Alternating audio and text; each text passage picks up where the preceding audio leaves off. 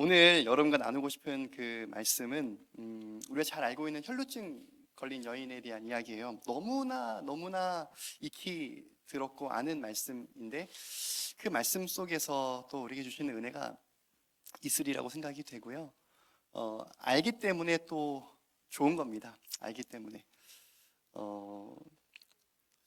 이 내용은 아주 간단한 내용이에요. 혈루증이라는 희귀병을 앓고 있던 여인이 예수님의 옷자락을 만지기 위해서 군중 사이를 장정 사이를 뚫고 들어가서 옷자락에 손을 댔고, 그래서 이제 그 병이 낫게 되고 예수님이 그 여인을 일으켜 세워서 모두가 보는 앞에서 이제 나라, 내 믿음이 너를 구원했다, 평안히 가라, 그렇게 돼서 이제 낫게 되는, 치유가 되는 그런 아주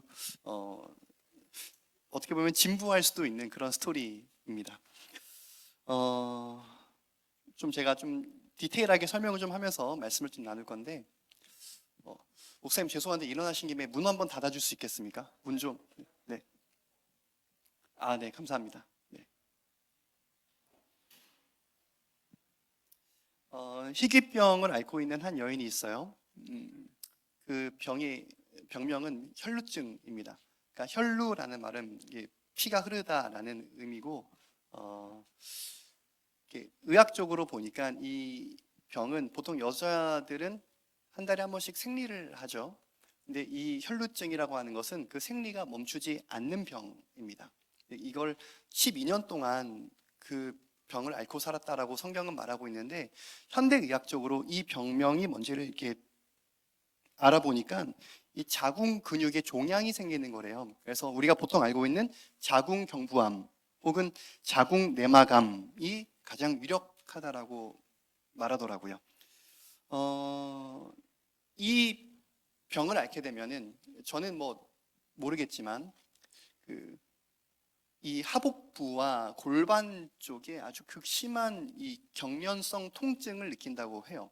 그리고 이게 좀 심해지면은 정말 배가 찢어질 정도로 아프고 고통스럽다라고 하더라고요.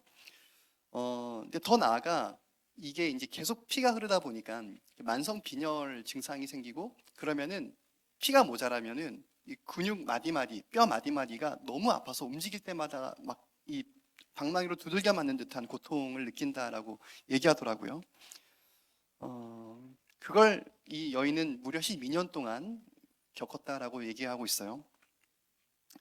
아마도 본문의 여인을 나름대로 상상을 해보건대 굉장히 이 혈색이 안 좋고 수척하고 정말 이 피골이 상접한 수준의 모습일 거라고 그렇게 상상이 돼요.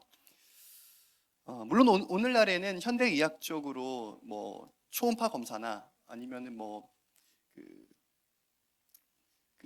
피 검사를 통해서 병명을 정확하게 알고 호르몬 주사를 넣는다거나 나름의 시술로 이렇게 해결이 가능하긴 하지만, 그 당시에는 의사라고 하는 사람들은 오늘날처럼 전문적인 교육을 받아서 라이센스를 획득한, 그러니까 국가 자격증을 가진 전문가가 아니었습니다. 그 당시에 의사라고 하는 사람들은 대부분이 다 주술가들이었어요. 그러니까 이 주술사들이 할 수 있는 굉장히 미개하고 굉장히 저급한 그런 민간요법을 통해서 이 병을 치유하는 방식이었거든요. 돈은 돈대로 다 받고요. 유대인의 구전 전승이라고 불려진 탈무드 있죠. 탈무드에 보면은 혈루증에 걸린 사람이 어떤 방식으로 치료를 받는지에 대한 이야기가 나와 있는데, 제가 좀 소개를 해드릴게요.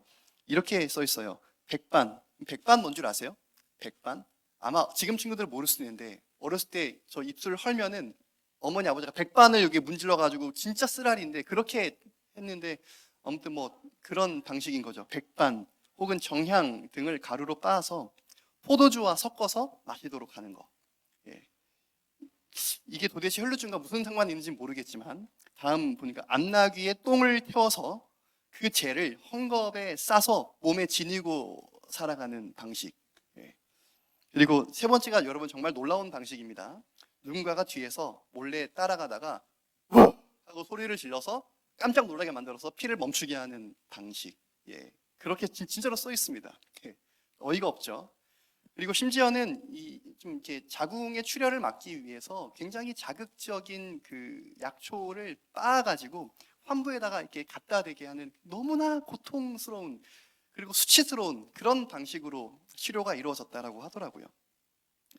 성경에 보니까 이 여인은 가진 돈을 다 허비했고 의사들한테 다 허비했고 그 의사들로 인해서 그 괴로움은 더 커졌다라고 성경은 그렇게 말하고 있어요. 그러니까 가진 돈은 다 잃었죠. 몸은 점점점 악화되죠. 최악의 상태가 된 겁니다. 이젠 더 이상 자신의 힘으로는 할 수 있는 게 아무것도 없는 그런 너무나 막막하고 절망적인 상태가 된 거예요. 진짜 아무것도 이제 할 수가 없어요. 몸에 힘도 없고 돈도 없고 여력이 없어요. 근데 여러분, 정확하게 그 타이밍에 그 마을에 예수님이 찾아와요. 저는 이 부분이 굉장히 중요한 포인트라고 생각을 합니다. 여러분, 주님은요 언제 나를 찾아오냐면 내가 아무것도 없을 때, 내 손에 쥔 게 정말 하나도 없을 때, 그리고 내 주변에 내가 의지할 만한 게 단 하나도 없을 때, 그때 주님이 나타나십니다. 찾아오십니다. 그래서 주님이 나타나면은 정말 그 주님 앞에 나아가기 위해서라고 한다면 죽을 각오까지도 할 정도로 마음이 절박할 때, 그때 주님은 이제 찾아오신다는 거죠. 그럼 만약에 이 여인에게 조금 돈이 남아있고 힘이 남아있고 여력이 있었다고 한다면은 주님 앞에 나아갈 때 그 수많은 장정들을 뚫고 나아가더라도 분명히 중간에 포기하고 나왔을 거예요. 내가 꼭 이렇게까지 해야 되나? 차라리 집에 있는 돈 가지고 조금 더 치료에 전념해야겠다. 그러니까 가진 게 있으면은 주님 앞에 나아가더라도 사단이 자꾸만 장애물을 놓거든요. 그 장애물에 걸려 넘어질 때마다 그래도 주님밖에 없어서 끝까지 나아가는 게 안 된다는 거예요. 내가 여전히 힘이 있고 할만하면 다시 돌아와서 또 내 방법으로 살아가게 된다라는 거죠. 그러니까 여러분, 우리가 때론 하나님 앞에 주님, 왜 저 안 도와주세요? 주님, 왜 제 기도 안 들어주세요? 주님, 왜 저를 안 찾아와 주세요? 아니요. 주님은 단 한순간도 우리와 함께하지 않은 적이 없어요. 늘 우리와 함께하는데 사실은 내 마음이 높아져 있는 거죠. 여전히 내가 스스로의 힘으로 살 만한 여력이 있고 힘이 있고 물질이 있고 능력이 있으니까 주님은 늘 함께하지만 그 주님을 보지를 못하는 거죠. 마음이 아주 높아져 있기 때문에. 그래서 천국은 그 마음이 가난한 사람이 누릴 수 있다라고 주님 말씀하신 거죠. 주님은 계속해서 그렇기 때문에 함께하지 않는 게 아니라 늘 문 밖에 서서 기다리고 있습니다. 내 힘이 완전히 빠질 때까지, 완전히 소진돼서 주님이 아니면 안 될 때까지 주님은 기다리고 있어요. 그리고 그러는 와중에 주님을 찾게 되고 주님이 보이게 될 때는 그때는 주님을 붙들 때라는 거죠. 베드로가 하루 종일 그물을 치고 고기를 잡아봤는데 한 마리도 안 잡혔어요. 베드로는 어부입니다. 전문인이에요. 근데 너무나 본인이 잘 알고 있는 이 갈릴리 호수에서 그렇게 그물을 던져도 고기가 안 잡히는 거죠. 그래서 하루 종일 한 마리도 못 잡아서 허탈한 마음에 주저앉아서 그냥 이렇게 그물이나 씻으면서 정리를 하고 있을 그때 그 타이밍에 주님이 오세요. 주님께서 너 깊은 데로 한번 그물을 던져봐라. 만약에 베드로가 그날 고기가 좀 잘 잡혔고 힘이 남아 있었으면은 내가 전문가인데 당신이 뭘 아시오? 그러지 않았겠습니까? 근데 힘이 완전히 빠져 있는 상황이니까 주님께서 깊은 데로 던지라는 이 말도 안 되는 어이없는 말에도 제가 주님 말씀 의지해서 한번 던져보겠습니다가 되는 거예요. 여러분 그 선 오브 갓이라는 혹시 영화 보신 적 있으십니까? 예수님 일대기를 그린 영화인데 그 영화를 보면은 마태와 만나는 장면이 굉장히 인상적입니다. 그 부분이 정말 명장면이라고 저는 개인적으로 생각하는데 마태는 세리예요. 세관에 앉아서 일을 보고 있는데 저 멀리서 예수님이 그 마을로 들어오십니다. 그 마태가 있는 쪽으로 천천히 걸어오니까 주변에 많은 사람들이 주님, 저 사람과는 함께 하지 마십시오. 막 그렇게 얘기해요. 저 사람은 그 로마의 편에 서서 우리 자국민들의 등골을 빼먹는 아주 악한 사람 중에 악한 사람입니다라고 막 얘기한다고요. 주님이 그런 얘기를 다 듣습니다. 근데 주님이 그럼에도 불구하고 한 걸음 한 걸음 마태를 향해 나아가요. 근데 마태가 주님을 쳐다보고 있는데 그 눈빛을 보면 어떤 눈빛이냐면 제발 나를 좀 불러달라는 눈빛이에요. 이미 눈이 촉촉해요. 주님이 한마디만 하면은 바로 달려갈 것 같은 그런 눈빛이라고요. 본인의 삶에 대한 환멸을 느끼고 이제는 더 이상 이렇게 살고 싶지 않다라는 그 마음이 가득할 때 그때 주님이 찾아오신 거예요. 그래서 마태야 나를 따라오라 말씀하실 때에 당장에 박차고 일어나서 주님을 따라갑니다. 여러분, 어떤 사람이 주님을 붙들고 어떤 사람이 주님 가신 길을 주님과 함께 가는 거냐면 내가 주인 돼서 내 마음대로 마음껏 살아보는 그 삶에 대한 환멸을 느낀 사람, 이런 삶의 방식이 옳다라고 느껴져서 최선을 다해서 살아보는데 내 인생으로부터 배신을 당해서 허탈하게 주저앉아서 아무것도 할 수 없는 사람, 그런 사람에게 주님은 찾아오십니다. 근데 그 마음은 성령님이 깨닫게 하는 거예요. 이 자리에는 너무나 많은 분들이 모여 있을 거라고 생각을 해요. 정말 이 혈루증 걸린 여인과 같은 마음으로 혹은 마태나 베드로와 같은 마음으로 나와 계신 분들도 있을 것이고 혹은 그냥 그렇게 마음에 큰 힘든 일은 없지만 그래도 주일이니까 이렇게 덤덤한 마음으로 나온 분들도 있을 겁니다. 그러나 인간은 존재적으로 하나님을 갈망할 수밖에 없고 그 갈망의 마음은 성령님이 깨닫게 해주시는 거라고 저는 믿습니다. 그러니까 잘 먹고 잘 산다 그래서 반드시 주님을 찾지 않으리란 보장은 없고요. 내가 정말 힘들고 괴롭다고 해서 반드시 주님을 찾을 거라는 보장도 없는 거예요. 어찌됐든 간에 성령께서 내 마음의 중심에 하나님을 향한 갈망을 불어넣어 주시고 알게 하실 때에 하나님을 찾게 되는데, 저는 이 자리에 나와 있는 우리 모두가 이 시간 그런 주님과의 깊은 교제를 누릴 수 있기를 정말 간절히 바라고 소망해요. 저는 오늘 본문을 보면서 여러분, 주님은 뭘 원하실까? 여러분을 바라보면서 주님의 관심은 어디에 있을까? 그걸 좀 함께 나누길 원해요. 이 여인은 뭘 원했을까요? 여인이 원한 건 뭐였어요? 주님한테? 맞습니다. 이 질병으로부터 치유가 되고 일상의 삶을 살아가는 거, 그게 원하는 거였어요. 어떻게든 자신의 병이 치료되기를 바랬을 것이고 원했을 겁니다. 근데 여러분, 문제가 있어요. 어떤 문제가 있냐면 레위기에 보면은 정결법에 의하면은 이 여인이 생리하는 동안에는 부정한 자라고 간주가 돼요. 그러니까 그런 상태에서는 그 누구도 함께 접촉을 한다거나 함께 할 수가 없습니다.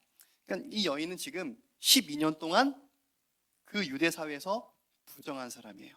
그러니까 그 동네 마을 사람 그 누구도 이 여인을 가까이 하지 않았을 것이고 본인 또한 노파심에 사람들과 가까이 하지 못했을 거예요. 그래서 뭐가 문제냐면은 지금 내가 부정한 여인인데 내가 저 앞에 주님께 나아가서 주님의 몸에 손을 대면 주님도 나처럼 똑같이 부정해져서 혹시나 주님의 사역에 지장이 생기진 않을까. 왜냐하면 마을 사람들은 내가 어떤 여인인지를 알고 있으니까 부정한 여인과 예수님이 닿았다, 예수님도 부정하다 라고 그렇게 되면은 굉장히 예수님도 곤란해지고 자신도 곤란해질 수 있거든요. 그래서 이 여인이 선택한 방법은 몰래 가자, 아무도 모르게 가자였어요. 그리고 주님의 몸에 손을 대는 게 아니라 살짝 옷 끝에만 손을 딱 되자. 그러면은 조금이나마 괜찮지 않을까? 그러면 내가 낫지 않을까? 라는 그런 생각을 가지고 이제 작전을 세우는 겁니다. 머리에 두건을 썼겠죠. 그리고 몸을 최대한 구부렸겠죠. 그리고 정말 좁은 시야인데 저 앞에 주님이 어디 있는지를 어느 정도 지점을 알고 딱 지점을 찍고 거기로 향해 그냥 드립다 그냥 가는 겁니다. 근데 가는 와중에 어떻겠어요, 여러분? 베드로가 그러거든요. 주님, 너무나 많은 사람이 주님을 에워싸고 있다고 그랬거든요. 그 소유 있죠. 제가 이제 소유가 있는지 모르고 이렇게 집안에서 다니다가 소유를 팍 치면은 얘는 그냥 나가 떨어져요. 그러니까 이 여인도 굉장히 그 힘도 없고 쇠약한 상태인데 이렇게 뒤집어 쓰고 이렇게 가다 보면은 얼마나 많은 사람들에 의해서 밀쳐지겠습니까? 얼마나 많이 넘어지겠습니까? 수없이 넘어지기를 반복했을 거예요. 그렇게 넘어지고 일어나고 넘어지고 일어나고를 반복하면서 주님 있는 곳으로 어떻게든 가는 거예요. 가는데 정말 틈새 사이로 주님이 보여요. 그래서 좀만 더 가면 되겠다. 이제는 정말 남아있는 힘이 전혀 없는데 쥐어짜 낼 힘도 없지만 그래도 어떻게든 살아야 되니까 주님밖에는 소망이 없으니까 어떻게든 이를 악물고 한 걸음 나아가는 겁니다. 그렇게 나아가다가 제 상상으로는 그래요. 주님이 계실 때에 정말 손을 이렇게 겨우 뻗어가지고 살짝 터치하지 않았을까 싶어요. 가까이 가서 잡았다고 생각하지 않습니다. 왜냐하면 너무나 많은 사람들이 주님을 보기 위해서 에워싸고 있었으니까 그 사이를 비집고 손을 던져가지고 손을 끄집어내가지고 옷깃에 살짝 탁 건드렸을 거예요. 그리고 이제 주저앉았을 거예요. 근데 옷깃에 손이 딱 닿는 순간 너무나 놀랍게도 마법처럼 내 안에 그 고통이 점점점 사라지는 거예요. 그리고 그 안에 생기가 도는 것을 본인이 느낀 겁니다. 나았구나. 너무나 기뻤을 거예요. 너무너무 기뻤을 겁니다. 내가 나았구나. 이제는 내가 예전처럼 고통 가운데 살지 않아도 되겠구나 싶은 마음을 가지고 다시 작전대로 몰래 뒤돌아서 가려고 했을 거예요. 근데 그렇게 갈 때 갑자기 뒤에서 누가 내 몸에 손을 댔느냐? 그러는 거예요. 그 얘기를 듣는 순간 어땠겠어요, 여러분? 이 여인이 어떤 마음이었겠습니까? 깜짝 놀랐을 거예요. 내가 몰래 주님의 능력을 훔쳐서 부정한 내가 주님의 몸에 손을 갖다 대서 그 능력으로 나음을 입었는데 주님이 너무 화가 나서 혹시나 그 능력을 다시 가져가시고 또 내가 예전처럼 고통스러운 삶을 살게 되진 않을까 하는 두려움이 있었을 거예요. 근데 너무나 상황이 좀 도와주는 건데 공교롭게도 너무나 많은 사람들이 주님 주변에 있었어요. 그래서 마가복음에는 안 나와 있는데 누가복음에는 같은 동일 본문에 베드로가 주님 주변을 보세요. 사람이 너무 많아요. 이 중에 누가 주님을 갖다 대는지 어떻게 우리가 알 수 있겠습니까? 그런다고요. 그렇게 베드로가 말할 때 여인은 좀 안도했을까요? 모를 수도 있겠다 싶었을까요? 근데 주님은 아예 그 길을 멈추시고 가던 길을 멈추시고 뒤돌아봅니다. 그랬을 때 모든 사람의 이목이 집중이 되고 주님이 누가 내 몸에 손을 댔는지를 이렇게 찾아보시는 거죠. 그리고 주님의 시선이 한 여인에게 고정이 되고 모두가 정적 가운데 주님을 바라보고 있어요. 이 여인은 아마도 고개를 숙이고 바들바들 떨면서 가만히 있었을 거예요. 근데 누군가가 나를 응시하고 있다는 기운이 느껴지잖아요. 그래서 천천히 고개를 들었는데 주님이 있는 거죠. 그래서 여인이 고개를 바짝 숙이고 주님 앞에 본인의 자초지정을 다 설명합니다. 전 이런 삶을 살았는데 이러해서 주님 앞에 나와서 손을 댔습니다. 주님 죄송합니다. 얘기했겠죠. 주님이 그 얘기를 다 들으시고 이렇게 말합니다. 따라. 너의 믿음이 너를 구원했다. 평안히 가라. 여러분 이게 굉장히 충격이에요. 왜냐하면 이 여인은 부정한 사람이기 때문에 그 사회로부터 버림을 받았어요. 그리고 부정한 사람이기 때문에 유대 교회 공동체로부터도 버림을 받았어요. 그리고 여러분, 그 유대인들의 인식 중에 어떤 인식이 있냐면, 누군가가 희귀병이나 불치병을 앓게 되면 그 병은 부모가 아주 끔찍한 죄를 저질러서 하나님이 저주한 결과라고 그렇게 사람들은 생각을 합니다. 그래서 대부분의 부모들은 자신의 자녀가 그런 불치병을 앓게 될 경우에는 자신한테 이 모든 화살이 돌아오니까 그 자녀를 버리고 다른 동네로 가는 경우가 굉장히 많았대요. 무슨 말이냐면 이 여인도 사회로부터 버림받았고 교회 공동체로부터 버림을 받았고 가장 믿고 의존할 수밖에 없는 부모로부터도 버림을 받은 거예요. 그러니까 사실 이 여인의 고통은 물론 그 육신의 고통도 있었겠지만 사실 이 여인이 진짜로 힘들고 아팠던 거는 내 옆에 아무도 없었다는 거. 여러분, 사람이 정말 죽을 만큼 힘든 순간이 와도요, 나를 응원해주고 내 편이 되어주는 한 사람만 있어도 산대요. 근데 이 여인은 아무도 없었어요.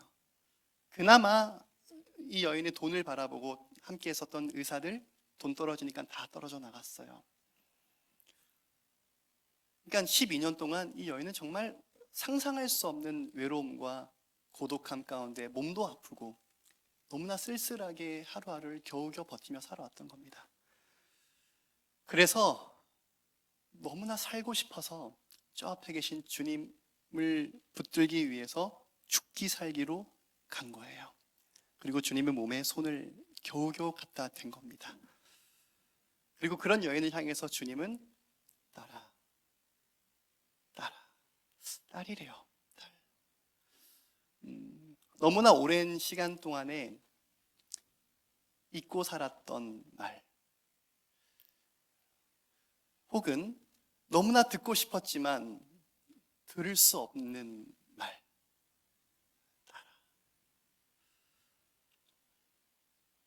예수님이 이 신약성경 전체를 통틀어서 누군가를 향해서 딸이라고 말한 것은 이 여인이 유일합니다.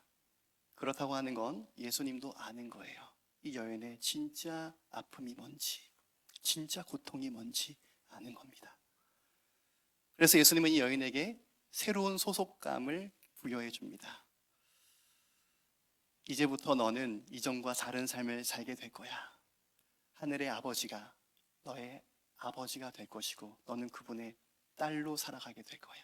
그분은 사랑이 많고 너그러운 분이셔서 너의 어떠한 모습일지라도 너를 버리지 않을 것이고 끝까지 너를 함께 할 것이고 너를 지켜줄 거야. 이제부터 영원토록 그분의 품 안에서 평안히 살길 바란다. 그렇게 이 여인은 치료를 받게 됩니다. 그러니까 예수님의 관심은 사실상 이 여인의 이 육체적인 고통으로부터의 구원도 물론 중요하겠지만 예수님의 진짜 관심은 이 여인의 영혼이 구원을 받는 거였다라는 거죠. 말씀을 좀 마무리를 할게요. 여러분들은 이 자리에 어떤 어려움과 어떤 문제와 어떤 고민을 가지고 나와 있는지 저는 잘 모르지만 아마 주님은 알고 있을 겁니다.